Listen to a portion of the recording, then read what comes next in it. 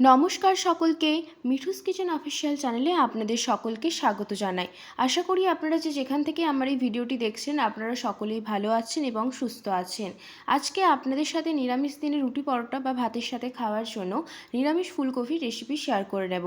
তার জন্য ফুলকপিটা আমি ভালো করে পরিষ্কার করে ধুয়ে নিয়েছি। এরপরে কড়াইয়ের মধ্যে খানিকটা জল গরম করে ফুলকপিটা আমি এখানে ভাপিয়ে নেব।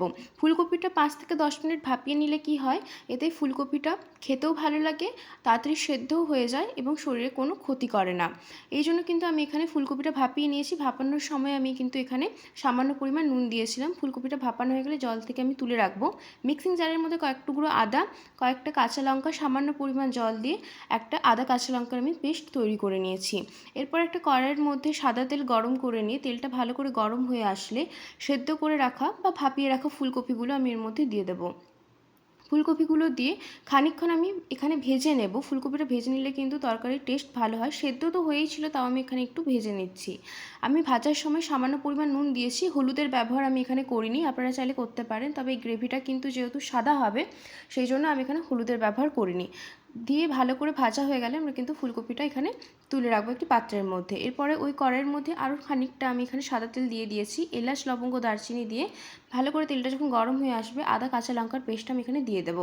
এরপর এর মধ্যে আমি ধনের গুঁড়ো, কাশ্মীরি লঙ্কার গুঁড়ো আর সামান্য পরিমাণে আমি এখানে জিরের গুঁড়ো ব্যবহার করেছি। আর কিন্তু এখানে কোনো মশলার ব্যবহার আমি করব না।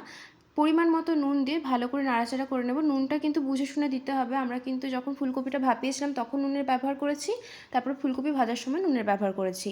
মশলা থেকে যখন তেল ছেড়ে আসবে ভালো করে নাড়াচাড়া করে নেবার পরে তখন কিন্তু আমরা একটা মিক্সিং জারের মধ্যে পেস্ট বানিয়ে নেব। আমি এখানে টক দই নিয়েছি আর 15 থেকে 20টা খোসা ছাড়িয়ে রাখা আমন্ড বাদাম দিয়েছি। দিয়ে কিন্তু আমরা এখানে একটা পেস্ট বানিয়ে নেব।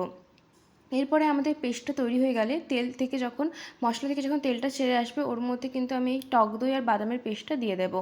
টক দই বাদামের পেস্টটা দিয়ে দেওয়ার পরে গ্যাসের ফ্লেম কিন্তু লো টু মিডিয়ামে থাকবে, কারণ যেহেতু বাদামটা রয়েছে নাহলে কড়াইয়ের গায়ে কিন্তু লেগে যাওয়ার চান্স থাকতে পারে। ভালো করে নাড়াচাড়া করে নিচ্ছি মশলার সাথে যখন ভালোভাবে আমাদের মশলাটা কষে আসবে মিক্সিং জার ধোয়া জলটা আমি এখানে দিয়ে দিচ্ছি। পরিমাণ মতো জল যে যতটা গ্রেভি রাখতে চাইছে সেই পরিমাণ মতো জল এখানে ব্যবহার করবেন। দিয়ে হালকা হাতে আমি এখানে নাড়াচাড়া করে নিচ্ছি। খানিকক্ষণ যখন এটা ফুটে আসবে তখন কিন্তু আমরা আগে থেকে ভেজে রাখা ফুলকপিগুলো এর মধ্যে দিয়ে দেব। ফুলকপিগুলো দিয়ে দেওয়ার পরে কিন্তু গ্যাসের ফ্লেমটা মিডিয়াম টু হাইতে করে দিতে হবে, কারণ এখানে একটু ফোটাতে হবে ফুলকপির সাথে গ্রেভিটা। দিয়ে হালকা হাতে আমি এখানে নাড়াচাড়া করে নিচ্ছি। যখন আমাদের এই জিনিসটা মিশে আসবে আমরা নামানোর আগে কিন্তু এখানে খানিকটা পরিমাণ কাসুরি মেথি ছড়িয়ে নামাবো।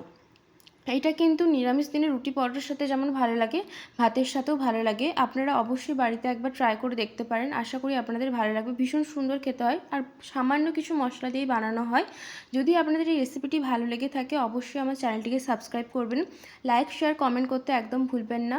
আর এরকম নিত্য নতুন রেসিপি পেতে আমার চ্যানেলের পাশে থাকবেন। এই রেসিপিটি একবার হলেও বাড়িতে বানিয়ে দেখবেন, আশা করি আপনাদের ভালো লাগবে।